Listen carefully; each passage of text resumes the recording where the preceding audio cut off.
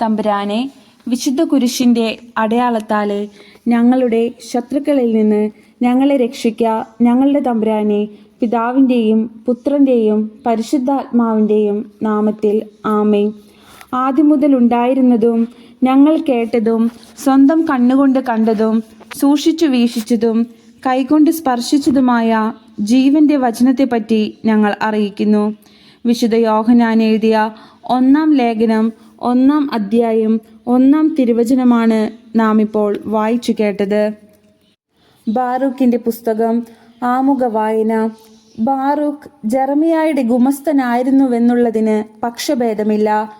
Baruch പുസ്തകത്തിലെ തന്നെ സൂചനകൾ അനുസരിച്ച് ബാറൂക്ക് ബാബിലോണിൽ വെച്ച് എഴുതി ജെറുസലേമിലേക്ക് അയച്ചു കൊടുത്തതാണ് ഈ ഗ്രന്ഥം.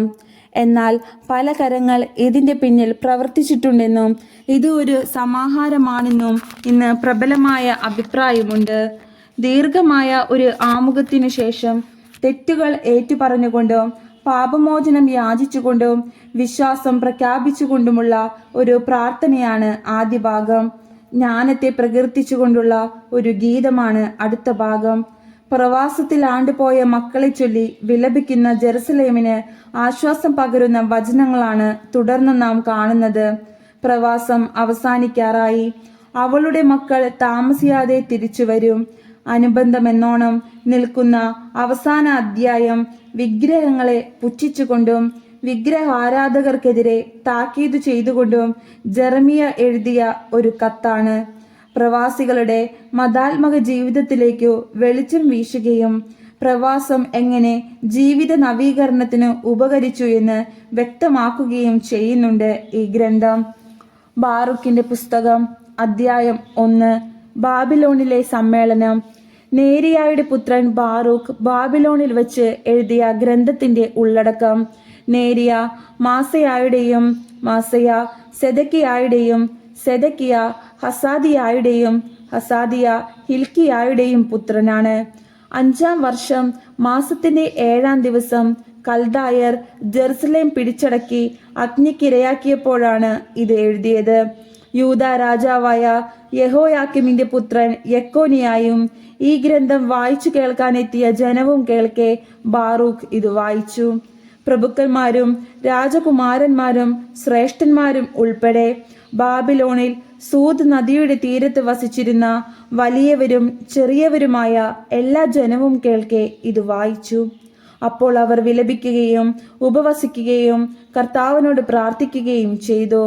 ഓരോരുത്തരും കഴിവനുസരിച്ചു കൊടുത്ത പണം അവർ ശേഖരിച്ചു. അവർ അത് ഷല്ലൂമിന്റെ മകനായ ഹിൽക്കിയായുടെ മകനും പ്രധാന പുരോഹിതനുമായ യഹോയാക്കിമിനും അവനോടൊത്ത് ജെറുസലേമിൽ ഉണ്ടായിരുന്ന പുരോഹിതന്മാർക്കും ജനങ്ങൾക്കുമായി അയച്ചു കൊടുത്തു. അതേസമയം ബാറൂക്ക് സീവാൻ മാസം 10-ാം ദിവസം യൂദാദേശത്തേക്ക് തിരികെ കൊണ്ടുപോകാനായി ദേവാലയത്തിൽ നിന്ന് കൊള്ള ചെയ്യപ്പെട്ട പാത്രങ്ങൾ എടുത്തു. യൂദ രാജാവായ ജോസിയായുടെ മകൻ സെദക്കിയ നിർമ്മിച്ച വെള്ളി പാത്രങ്ങളായിരുന്നു അവ. ബാബിലോൺ രാജാവായ നബുക്കദ്നേസർ യെക്കോണിയായെയും രാജകുമാരന്മാരെയും ലോഹപ്പണിക്കാരെയും കുലീനരെയും ദേശത്തെ ജനങ്ങളെയും ജെറുസലേമിൽ നിന്ന് ബാബിലോണിലേക്ക് തടവുകാരായി കൊണ്ടുപോയതിനു ശേഷമാണ് ഈ പാത്രങ്ങൾ സെദക്കിയ നിർമ്മിച്ചത്. അവർ പറഞ്ഞു, ഇതോടൊപ്പം ഞങ്ങൾ നിങ്ങൾക്ക് പണവും അയക്കുന്നു. ഈ പണം കൊണ്ട് ദഹനബലിക്കും പാപപരിഹാര ബലിക്കും ധാന്യബലിക്കും വസ്തുക്കളും സുഗന്ധദ്രവ്യങ്ങളും വാങ്ങി നമ്മുടെ ദൈവമായ കർത്താവിന്റെ ബലിപീഠത്തിൽ അർപ്പിക്കണം. ബാബിലോൺ രാജാവായ നബുക്കദ്നേസറിന്റെയും അവന്റെ പുത്രൻ ബെൽഷാസറിന്റെയും ആയുസ്സിനു വേണ്ടിയും അവരുടെ ഐഹിക ജീവിതം സ്വർഗീയ ജീവിതം പോലെയാകുന്നതിനു വേണ്ടിയും പ്രാർത്ഥിക്കുവിൻ. ബാബിലോൺ രാജാവായ നബുക്കദ്നേസറിന്റെയും അവന്റെ മകൻ ബെൽഷാസറിന്റെയും സംരക്ഷണത്തിൽ ജീവിച്ച് അവരെ ദീർഘകാലം സേവിക്കുന്നതിനും അവരുടെ സംപ്രീതി നേടുന്നതിനുമായി കർത്താവ് ഞങ്ങൾക്ക് ശക്തിയും കണ്ണുകൾക്ക് പ്രകാശവും നൽകും. ഞങ്ങളുടെ ദൈവമായ കർത്താവിനെതിരെ ഞങ്ങൾ പാപം ചെയ്തു. അവിടുത്തെ കോപവും ക്രോധവും ഞങ്ങളിൽ നിന്ന് വിട്ടുമാറിയിട്ടില്ല. അതുകൊണ്ട് ഞങ്ങൾക്ക് വേണ്ടി അവിടുത്തോട് പ്രാർത്ഥിക്കുവിൻ. ഉത്സവ ദിവസങ്ങളിലും നിർദ്ദിഷ്ട കാലങ്ങളിലും കർത്താവിൻ്റെ ആലയത്തിൽ വെച്ച് നിങ്ങൾ ഏറ്റുപറയുന്നതിന് വേണ്ടി ഞങ്ങൾ അയച്ചു തരുന്ന ഈ പുസ്തകം വായിക്കണം. തെറ്റുകൾ ഏറ്റുപറയുന്നു. നിങ്ങൾ പറയണം, നീതി നമ്മുടെ ദൈവമായ കർത്താവിൻ്റെതാണ്. യൂദായിലെ ജനവും ജെറുസലേം നിവാസികളും നമ്മുടെ രാജാക്കന്മാരും പ്രഭുക്കന്മാരും പുരോഹിതന്മാരും പിതാക്കന്മാരും ഉൾപ്പെടെ ഞങ്ങളെല്ലാവരും ഇന്നുവരെ ലജ്ജിതരാണ്. എന്തെന്നാൽ കർത്താവിൻ്റെ സന്നിധിയിൽ ഞങ്ങൾ പാപം ചെയ്തു. ഞങ്ങൾ അവിടുത്തെ അനുസരിച്ചില്ല. ഞങ്ങളുടെ ദൈവമായ കർത്താവിൻ്റെ സ്വരം ശ്രവിക്കുകയോ അവിടുന്ന് നൽകിയ കൽപ്പനകൾ അനുസരിക്കുകയോ ചെയ്തില്ല. ഈജിപ്ത് ദേശത്തു നിന്ന് ഞങ്ങളുടെ പിതാക്കന്മാരെ കൊണ്ടുവന്ന നാൾ മുതൽ ഇന്ന് വരെ ഞങ്ങൾ ഞങ്ങളുടെ ദൈവമായ കർത്താവിനെ അനുസരിക്കാത്തവരും അവിടുത്തെ സ്വരം ശ്രവിക്കുന്നതിൽ ഉദാസീനരുമാണ്. തേനും പാലും ഒഴുകുന്ന ഒരു ദേശത്തിന് അവകാശികളാക്കാൻ വേണ്ടി ഞങ്ങളുടെ പിതാക്കന്മാരെ ഈജിപ്ത് ദേശത്തു നിന്ന് കൊണ്ടുവന്ന നാളിൽ തന്റെ ദാസനായ മോശ വഴി കർത്താവ് അരുളി ചെയ്ത ശാപങ്ങളും അനർത്ഥങ്ങളും ഇന്നും ഞങ്ങളുടെ മേൽ ഉണ്ട്. ഞങ്ങളുടെ ദൈവമായ കർത്താവ് ഞങ്ങളുടെ അടുത്തേക്ക് അയച്ച പ്രവാചകന്മാർ അറിയിച്ച അവിടുത്തെ വചനം ഞങ്ങൾ ശ്രവിച്ചില്ല. എന്നാൽ അന്യദേവന്മാരെ സേവിച്ചും ഞങ്ങളുടെ ദൈവമായ കർത്താവിന്റെ ദൃഷ്ടിയിൽ തിന്മയായത് പ്രവർത്തിച്ചും ഞങ്ങൾ തന്നിഷ്ടം പോലെ നടന്നു. ബാറൂക്കിന്റെ പുസ്തകം അധ്യായം 2. അതിനാൽ ഞങ്ങൾക്കെതിരെ ഇസ്രായേലിൽ ന്യായപാലനം നടത്തിയ ന്യായാധിപന്മാർക്കും രാജാക്കന്മാർക്കും പ്രഭുക്കന്മാർക്കും ഇസ്രായേലിലെയും യൂദായിലെയും ജനത്തിനുമെതിരെ കർത്താവ് അരുളി ചെയ്ത വാക്കുകൾ അവിടുന്ന് നിറവേറ്റി. മോശയുടെ നിയമത്തിൽ എഴുതിയിരിക്കുന്നതിന് അനുസൃതമായി ജെറുസലേമിനോട് അവിടുന്ന് പ്രവർത്തിച്ചതുപോലെ ആകാശത്തിനു കീഴിൽ മറ്റെങ്ങും സംഭവിച്ചിട്ടില്ല. ഒരുവൻ തൻ്റെ പുത്രൻ്റെയും മറ്റൊരുവൻ തൻ്റെ പുത്രിയുടെയും മാംസം ഭക്ഷിക്കുമെന്ന് ഞങ്ങളെക്കുറിച്ച് അതിൽ എഴുതിയിരുന്നു. ചുറ്റുമുള്ള രാജ്യങ്ങൾക്ക് അവിടുന്ന് ഞങ്ങളെ അധീനരാക്കുകയും സമീപവാസികളായ ജനതകളുടെ ഇടയിൽ ഞങ്ങളെ ചിതറിക്കുകയും ചെയ്തു. ഞങ്ങൾ അവരുടെ പരിഹാസത്തിനും നിന്ദയ്ക്കും പാത്രമായി. ഞങ്ങളുടെ ദൈവമായ കർത്താവിൻ്റെ സ്വരം ശ്രവിക്കാതെ ഞങ്ങൾ അവിടുത്തേക്കെതിരായി പാപം ചെയ്തതിനാൽ ഉന്നതി പ്രാപിക്കാതെ നിലം പറ്റി. നീതി ഞങ്ങളുടെ ദൈവമായ കർത്താവിനുള്ളതാണ്. എന്നാൽ ഞങ്ങൾ ഞങ്ങളുടെ പിതാക്കന്മാരെ പോലെ ഈ നാൾ വരെ ലജ്ജിതരാണ്. ഞങ്ങളുടെ മേൽ വരുത്തുമെന്ന് കർത്താവ് അരുളി ചെയ്ത അനർത്ഥങ്ങൾ ഞങ്ങൾക്ക് സംഭവിച്ചിരിക്കുന്നു. എന്നിട്ടും ഞങ്ങൾ ഞങ്ങളുടെ ദുഷ്ടഹൃദയത്തിൻ്റെ വിചാരങ്ങളിൽ നിന്ന് പിന്തിരിഞ്ഞു കർത്താവിൻ്റെ പ്രീതിക്കായി യാചിച്ചില്ല. കർത്താവ് അനർത്ഥങ്ങൾ ഒരുക്കി ഞങ്ങളുടെ മേൽ വരുത്തി. ഞങ്ങളോട് ചെയ്യാൻ അവിടുന്ന് കൽപ്പിച്ച എല്ലാ കാര്യങ്ങളിലും അവിടുന്ന് നീതിമാനാണ്. എന്നിട്ടും ഞങ്ങൾ അവിടുത്തെ സ്വരം ശ്രവിക്കുകയോ അവിടുന്ന് ഞങ്ങൾക്ക് തന്ന ചട്ടങ്ങൾ അനുസരിക്കാൻ കൂട്ടാക്കുകയോ ചെയ്തില്ല. മോചനത്തിനു വേണ്ടി പ്രാർത്ഥന. ഇസ്രായേലിൻ്റെ ദൈവമായ കർത്താവെ, അങ്ങ് കരുത്തുറ്റ കരത്താലും അത്ഭുതങ്ങളാലും അടയാളങ്ങളാലും മഹാശക്തിയാലും നീട്ടിയ ഭുജത്താലും അവിടുത്തെ ജനത്തെ ഈജിപ്ത് ദേശത്തു നിന്ന് മോചിപ്പിക്കുകയും അങ്ങനെ അങ്ങേക്ക് ഇന്നും നിലനിൽക്കുന്ന ഒരു നാമം നേടുകയും ചെയ്തു. ഞങ്ങളുടെ ദൈവമായ കർത്താവെ, ഞങ്ങൾ പാപം ചെയ്തു. ഞങ്ങൾ അധർമ്മം പ്രവർത്തിച്ചു. അങ്ങയുടെ കൽപ്പനകൾ ലംഘിച്ചു. അങ്ങ് ഞങ്ങളെ ജനതകളുടെ ഇടയിൽ ചിതറിച്ചു. ഞങ്ങൾ കുറച്ചു പേർ മാത്രമേ അവശേഷിച്ചിട്ടുള്ളൂ. അങ്ങയുടെ കോപം പിൻവലിക്കണമേ. കർത്താവെ, ഞങ്ങളുടെ പ്രാർത്ഥനകളും യാചനകളും ശ്രവിക്കണമേ. അങ്ങേ പ്രതി ഞങ്ങളെ രക്ഷിക്കണമേ. പ്രവാസത്തിലേക്കോ ഞങ്ങളെ കൊണ്ടുപോയവർക്ക് ഞങ്ങളോട് പ്രീതി തോന്നാൻ ഇടയാക്കണമേ. അങ്ങനെ അവിടുന്ന് ഞങ്ങളുടെ ദൈവമായ കർത്താവാണെന്ന് ഭൂമി മുഴുവൻ അറിയട്ടെ. എന്തെന്നാൽ ഇസ്രായേലും അവൻ്റെ സന്തതികളും അവിടുത്തെ നാമത്തിലാണ് അറിയപ്പെടുന്നത്. കർത്താവെ, അങ്ങയുടെ വിശുദ്ധ വാസസ്ഥലത്ത് നിന്ന് ഞങ്ങളെ കടാക്ഷിക്കുകയും ഞങ്ങളോട് കാരുണ്യം കാണിക്കുകയും ചെയ്യണമേ. കർത്താവെ, ചെവി ചായിച്ച് കേൾക്കണമേ. കർത്താവെ, കണ്ണ് തുറന്ന് കാണണമേ. ശരീരത്തിൽ നിന്ന് പ്രാണൻ വേർപെട്ട് മരിച്ച് പാതാളത്തിൽ കിടക്കുന്നവർ കർത്താവിനെ മഹത്വപ്പെടുത്തുകയോ നീതിമാനെന്ന് പ്രഘോഷിക്കുകയോ ചെയ്യുകയില്ല. എന്നാൽ കർത്താവെ, വലിയ ദുഃഖം അനുഭവിക്കുന്നവനും ക്ഷീണിച്ച് കുഞ്ഞിന് നടക്കുന്നവനും വിശന്ന് പൊരിഞ്ഞ് കണ്ണു മങ്ങിയവനും അങ്ങയെ മഹത്വപ്പെടുത്തും. അങ്ങയുടെ നീതി പ്രഘോഷിക്കും. ഞങ്ങളുടെ ദൈവമായ കർത്താവേ, ഞങ്ങളുടെ പിതാക്കന്മാരുടെയോ രാജാക്കന്മാരുടെയോ നീതിയാലല്ല ഞങ്ങൾ അങ്ങയുടെ കാരുണ്യം യാചിക്കുന്നത്. അങ്ങയുടെ ദാസന്മാരായ പ്രവാചകന്മാർ വഴി മുൻകൂട്ടി അറിയിച്ചതുപോലെ അവിടുന്ന് ഞങ്ങളുടെ മേൽ ഉഗ്രകോപം വർഷിച്ചിരിക്കുന്നു. അവർ പറഞ്ഞു, കർത്താവ് അരുളിച്ചെയ്യുന്നു, നിങ്ങൾ കഴുത്തു കുനിച്ച് ബാബിലോൺ രാജാവിനെ സേവിച്ചാൽ നിങ്ങളുടെ പിതാക്കന്മാർക്ക് ഞാൻ നൽകിയ ദേശത്ത് നിങ്ങൾ വസിക്കും. എന്നാൽ നിങ്ങൾ കർത്താവിൻ്റെ വാക്ക് ശ്രവിക്കാതെയും ബാബിലോൺ രാജാവിനെ സേവിക്കാതെയും ഇരുന്നാൽ യൂദാ നഗരങ്ങളിൽ നിന്നും ജെറുസലേമിൻ്റെ പരിസരങ്ങളിൽ നിന്നും ആഹ്ലാദത്തിൻ്റെയും ഉല്ലാസത്തിൻ്റെയും ആരവവും മണവാളൻ്റെയും മണവാട്ടിയുടെയും സ്വരവും ഞാൻ ഇല്ലാതാക്കും. ആരെയും അവശേഷിപ്പിക്കാതെ ദേശം മുഴുവൻ ഞാൻ വിജനമാക്കും. ബാബിലോൺ രാജാവിനെ സേവിക്കുക എന്ന അങ്ങയുടെ കൽപ്പന ഞങ്ങൾ അനുസരിച്ചില്ല. അതിനാൽ ഞങ്ങളുടെ പിതാക്കന്മാരുടെയും രാജാക്കന്മാരുടെയും അസ്ഥികൾ അവരുടെ ശവക്കുഴിയിൽ നിന്ന് പുറത്തെടുക്കുമെന്ന് അങ്ങയുടെ ദാസന്മാരായ പ്രവാചകന്മാർ വഴി അരുളി ചെയ്തത് അങ്ങ് നിറവേറ്റി. ഇതാ, അവ പകലിൻ്റെ ചൂടും രാത്രിയുടെ മഞ്ഞും ഏറ്റുകിടക്കുന്നു. അവർ ക്ഷാമവും വാളും പകർച്ചവ്യാധിയും കൊണ്ടുള്ള കഠിന യാതനകളാൽ നശിച്ചു.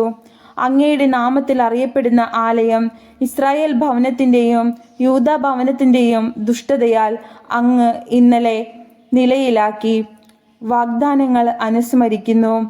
ഞങ്ങളുടെ ദൈവമായ കർത്താവേ, എന്നിട്ടും അങ്ങ് അനന്തമായ കാരുണ്യവും ആർദ്രതയും ഞങ്ങളോട് കാണിച്ചു. എന്തെന്നാൽ ഇസ്രായേൽ ജനത്തിൻ്റെ മുൻപിൽ വെച്ച് അങ്ങയുടെ നിയമം രേഖപ്പെടുത്താൻ അങ്ങയുടെ ദാസനായ മോശയോട് കൽപ്പിച്ച ദിവസം അവൻ വഴി അങ്ങ് ഇപ്രകാരം അരുളി ചെയ്തു, നിങ്ങൾ എൻ്റെ സ്വരം ശ്രവിക്കുന്നില്ലെങ്കിൽ ഞാൻ ജനതകളുടെ ഇടയിൽ ചിതറിക്കുന്ന അസംഖ്യമായ ഈ ജനതയിൽ ഒരു ചെറിയ ഗണം മാത്രമേ അവശേഷിക്കൂ. ദുശ്ശാഠ്യക്കാരായ അവർ എന്നെ അനുസരിക്കുകയില്ലെന്ന് എനിക്കറിയാം.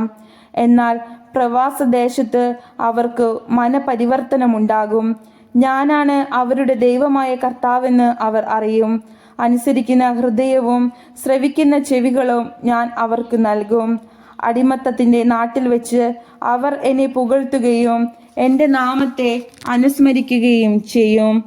എന്തെന്നാൽ കർത്താവിൻ്റെ മുൻപിൽ പാപം ചെയ്ത പിതാക്കന്മാരുടെ ഗതി അവർ ഓർക്കും. അവരുടെ പിതാക്കന്മാരായ അബ്രാഹത്തോടും ഇസഹാക്കിനോടും യാക്കോബിനോടും വാഗ്ദാനം ചെയ്ത ദേശത്തേക്ക് ഞാൻ അവരെ വീണ്ടും കൊണ്ടുവരും. അവർ അവിടെ വാഴും. ഞാൻ അവരെ വർദ്ധിപ്പിക്കും. അവരുടെ എണ്ണം കുറയുകയില്ല. ഞാൻ അവരുടെ ദൈവവും അവർ എൻ്റെ ജനവുമായിരിക്കാൻ ഞാൻ അവരുമായി ഒരു ശാശ്വത ഉടമ്പടി ഉണ്ടാക്കും. ഞാൻ അവർക്ക് നൽകിയിരിക്കുന്ന ദേശത്തു നിന്ന് ഇനിമേൽ അവരെ ബഹിഷ്കരിക്കുകയില്ല. ബാറൂക്കിൻ്റെ പുസ്തകം അധ്യായം 3. സർവശക്തനായ കർത്താവേ, ഇസ്രായേലിൻ്റെ ദൈവമേ, ദുഃഖിതമായ ആത്മാവും തളർന്ന ഹൃദയവും ഇതാ അങ്ങയോട് നിലവിളിക്കുന്നു. കർത്താവേ, ശ്രവിക്കണമേ, കരുണ തോന്നണമേ. ഞങ്ങൾ അങ്ങയുടെ മുൻപിൽ പാപം ചെയ്തിരിക്കുന്നു. അങ്ങ് എന്നേക്കും സിംഹാസനസ്ഥനാണ്, ഞങ്ങളോ എന്നേക്കുമായി നശിക്കുന്നു. സർവശക്തനായ കർത്താവേ, ഇസ്രായേലിൻ്റെ ദൈവമേ, ഇസ്രായേലിലെ മരണത്തിന് ഒഴിഞ്ഞിട്ടവരുടെ ഞങ്ങളുടെ ദൈവമായ കർത്താവിൻ്റെ സ്വരം ശ്രവിക്കാതെ അവിടുത്തെ മുൻപിൽ പാപം ചെയ്യുകയും അങ്ങനെ ഞങ്ങളുടെ മേൽ അനർത്ഥം വരുത്തി വയ്ക്കുകയും ചെയ്തവരുടെ മക്കളുടെ പ്രാർത്ഥന ശ്രവിക്കണമേ. ഞങ്ങളുടെ പിതാക്കന്മാരുടെ അപരാധങ്ങൾ ഓർക്കാതെ അങ്ങയുടെ നാമത്തെയും ശക്തിയെയും ഇപ്പോൾ സ്മരിക്കണമേ. എന്തെന്നാൽ അങ്ങാണ് ഞങ്ങളുടെ ദൈവമായ കർത്താവ്. കർത്താവെ, അങ്ങേ ഞങ്ങൾ സ്തുതിക്കും. അങ്ങയുടെ നാമം വിളിച്ചപേക്ഷിക്കുന്നതിനായി അങ്ങയെക്കുറിച്ചുള്ള ഭയം ഞങ്ങളുടെ ഹൃദയത്തിൽ അങ്ങ് നിക്ഷേപിച്ചു. അങ്ങയുടെ മുൻപിൽ പാപം ചെയ്ത ഞങ്ങളുടെ പിതാക്കന്മാരുടെ അകൃത്യങ്ങൾ ഞങ്ങൾ ഹൃദയത്തിൽ നിന്ന് ഉപേക്ഷിച്ചിരിക്കുന്നതിനാൽ ഞങ്ങളുടെ പ്രവാസത്തിൽ ഞങ്ങൾ അങ്ങയെ പുകഴ്ത്തും. ഞങ്ങളുടെ ദൈവമായ കർത്താവിനെ ഉപേക്ഷിച്ച ഞങ്ങളുടെ പിതാക്കന്മാരുടെ അകൃത്യങ്ങൾ നിമിത്തം ഞങ്ങൾ നിന്ദയും ശാപവും ശിക്ഷയും ഏറ്റുകൊണ്ട് അങ്ങ് ഞങ്ങളെ ചിതറിച്ചു കളഞ്ഞ ഇടങ്ങളിൽ ഇതാ ഞങ്ങൾ ഇന്നും പ്രവാസികളായി കഴിയുന്നു. യഥാർത്ഥ ജ്ഞാനം. ഇസ്രായേലെ, ജീവന്റെ കൽപ്പനകൾ കേൾക്കുക, ശ്രദ്ധാപൂർവം ജ്ഞാനമാർജിക്കുക. ഇസ്രായേലെ, നീ ശത്രു രാജ്യത്ത് അകപ്പെടാൻ എന്താണ് കാരണം? വിദേശത്ത് വെച്ച് വാർദ്ധക്യം പ്രാപിക്കുന്നതെന്തുകൊണ്ട്? മൃതരോടൊപ്പം അശുദ്ധനാകാൻ കാരണമെന്ത്? പാതാളത്തിൽ പതിക്കുന്നവരോടൊപ്പം നീ ഗണിക്കപ്പെടുന്നതെന്തുകൊണ്ട്? ജ്ഞാനത്തിന്റെ ഉറവിടം നീ പരിത്യജിച്ചു. ദൈവത്തിന്റെ മാർഗത്തിൽ ചരിച്ചിരുന്നെങ്കിൽ നീ എന്നേക്കും സമാധാനത്തിൽ വസിക്കുമായിരുന്നു. ജ്ഞാനവും ശക്തിയും വിവേകവും എവിടെയുണ്ടെന്ന് അറിയുക. ദീർഘായുസ്സും ജീവനും സമാധാനവും കണ്ണുകൾക്ക് പ്രകാശവും എവിടെയുണ്ടെന്ന് അപ്പോൾ നീ ഗ്രഹിക്കും. അവളുടെ നികേതനം ആരാണ് കണ്ടെത്തിയത്? ആര് അവളുടെ കലവറയിൽ പ്രവേശിച്ചിട്ടുണ്ട്? ജനതകളുടെ രാജാക്കന്മാർ എവിടെ? ഭൂമിയിലെ മൃഗങ്ങളെ ഭരിക്കുന്നവരെവിടെ? ആകാശത്തിലെ പക്ഷികളെ കൊണ്ട് വിനോദിക്കുന്നവർ എവിടെ? എത്ര കിട്ടിയാലും മതിവരാത്ത സ്വർണത്തിലും വെള്ളിയിലും വിശ്വാസമർപ്പിച്ച് അത് സംഭരിച്ചു വെക്കുന്നവരെവിടെ? പണം നേടാൻ ആർത്തിപൂണ്ട് അതിരറ്റ് അധ്വാനിക്കുന്നവരെവിടെ? അവർ അപ്രത്യക്ഷരായി പാതാളത്തിൽ നിപതിച്ചു. അവരുടെ സ്ഥാനത്ത് മറ്റുള്ളവർ വന്നിരിക്കുന്നു. പുതുതലമുറ പകൽ വെളിച്ചം കാണുകയും ഭൂമിയിൽ വസിക്കുകയും ചെയ്തു. എന്നാൽ അറിവിലേക്കുള്ള മാർഗം അവർ പഠിച്ചില്ല. അവളുടെ പാതകൾ മനസ്സിലാക്കിയില്ല. അവളെ കരസ്ഥമാക്കിയുമില്ല. അവരുടെ പുത്രന്മാർ അവളുടെ പാതയിൽ നിന്ന് വ്യതിചലിച്ച് അകന്നുപോയി. കാനാനിൽ അവളെപ്പറ്റി കേട്ടിട്ടില്ല. തേമാനിൽ അവളെ കണ്ടിട്ടില്ല. ഭൂമിയിൽ ജ്ഞാനം അന്വേഷിക്കുന്ന ഹാഗാറിന്റെ പുത്രന്മാരോ മിദിയാനിലെയും തേമാനിലെയും വ്യാപാരികളോ ജ്ഞാനാന്വേഷികളോ കഥ ചമയ്ക്കുന്നവരോ ജ്ഞാനത്തിലേക്കുള്ള മാർഗം മനസ്സിലാക്കിയിട്ടില്ല. അവളുടെ പാതകളെക്കുറിച്ച് ചിന്തിച്ചിട്ടുമില്ല. ഇസ്രായേലെ, ദൈവത്തിന്റെ ആലയം എത്ര വലുതാണ്! അവിടുത്തെ ദേശം വിസ്തൃതമാണ്. അത് വിസ്തൃതവും അതിരറ്റതുമാണ്. ഉന്നതവും അപരിമേയവുമാണ്. പണ്ടു മുതലേ പ്രശസ്തരായ മല്ലന്മാരും അതികായന്മാരും യുദ്ധവിദഗ്ധന്മാരും അവിടെ ജനിച്ചു.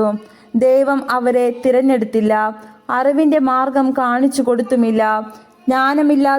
ജ്ഞാനമില്ലാതിരുന്നതിനാൽ അവർ നശിച്ചു. അവരുടെ ഭോഷത്വം നിമിത്തം അവർ നശിച്ചു. ആരാണ് സ്വർഗത്തിൽ കയറി അവളെ പിടിച്ച് മേഘത്തിൽ നിന്ന് താഴെ കൊണ്ടുവരുന്നത്? സമുദ്രം കടന്ന് അവളെ കണ്ടുപിടിച്ചത് ആര്? തനി സ്വർണം കൊടുത്ത് ആര് അവളെ വാങ്ങും? അവളുടെ അടുത്തേക്കുള്ള മാർഗം ആർക്കും അറിവില്ല. ആ മാർഗത്തെക്കുറിച്ച് ശ്രദ്ധിക്കുന്നവരുമില്ല. എന്നാൽ എല്ലാം അറിയുന്നവൻ അവളെ അറിയുന്നു. അവിടുന്ന് അവളെ തൻ്റെ അറിവ് കൊണ്ട് കണ്ടെത്തി. എന്നേക്കുമായി ഭൂമിയെ സ്ഥാപിച്ചവൻ അത് നാൽക്കാലികളെ കൊണ്ട് നിറച്ചു. അവിടുന്ന് പ്രകാശം അയക്കുന്നു, അത് പോകുന്നു. അവിടുന്ന് വിളിച്ചു, ഭയത്തോടുകൂടെ അത് അനുസരിച്ചു. നക്ഷത്രങ്ങൾ തങ്ങളുടെ യാമങ്ങളിൽ പ്രകാശിക്കുകയും ആഹ്ലാദിക്കുകയും ചെയ്തു. അവിടുന്ന് അവയെ വിളിച്ചു, ഇതാ ഞങ്ങൾ എന്ന് അവ പറഞ്ഞു.